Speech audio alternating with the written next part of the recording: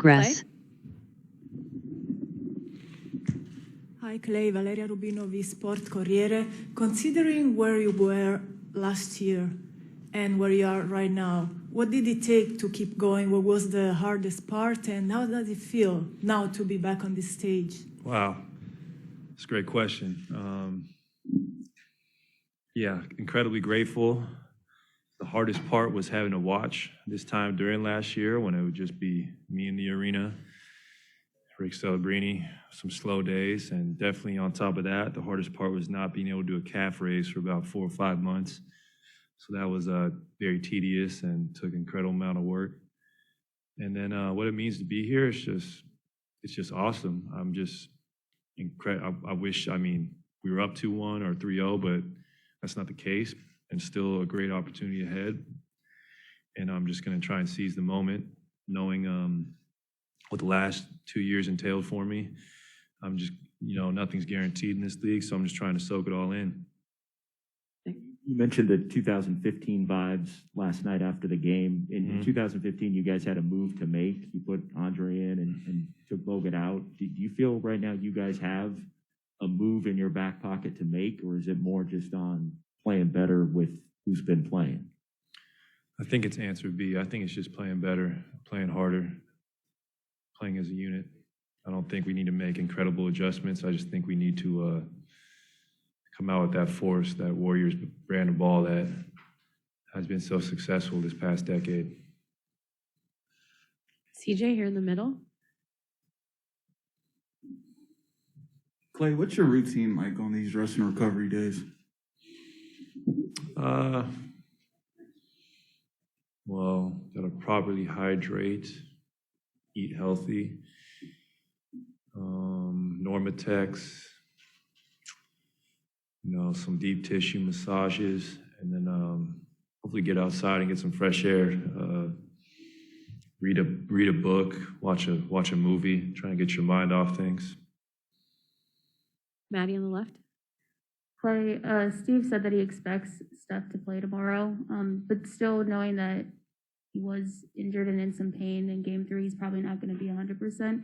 Do you guys feel like you need to take responsibility to maybe step up your game to help more, or take some pressure off him? Definitely. I think we just need to help Steph in general. He's been incredible this series.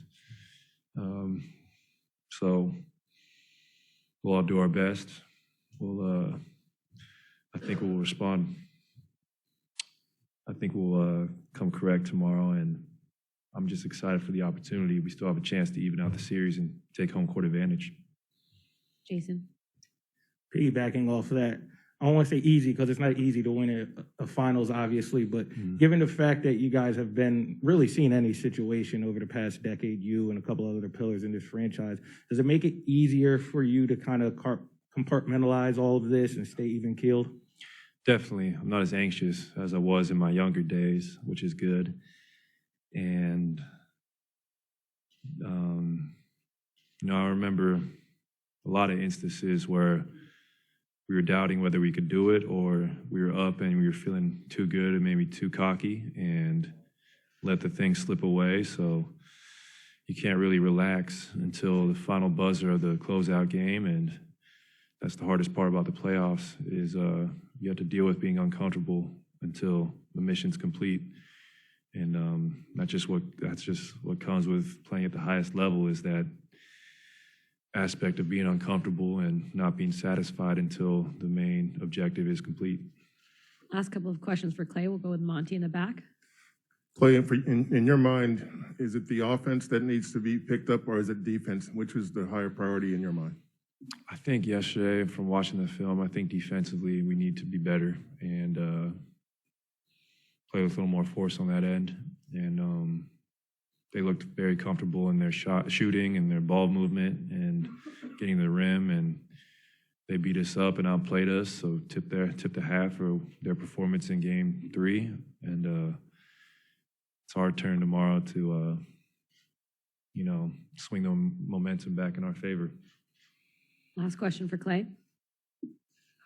Klay, did you ever had a conversation with Draymond Green following his performance last night, and how to bounce back from that, given that you also did the bounce back in Game 3 after your Game 2 performance? Well, Draymond is here for a reason. We would not be the Warriors without Draymond. He is one of the best players I've ever played with. He's one of the smartest players I've ever played with. And all of us are human. We're not immune to a bad night or two.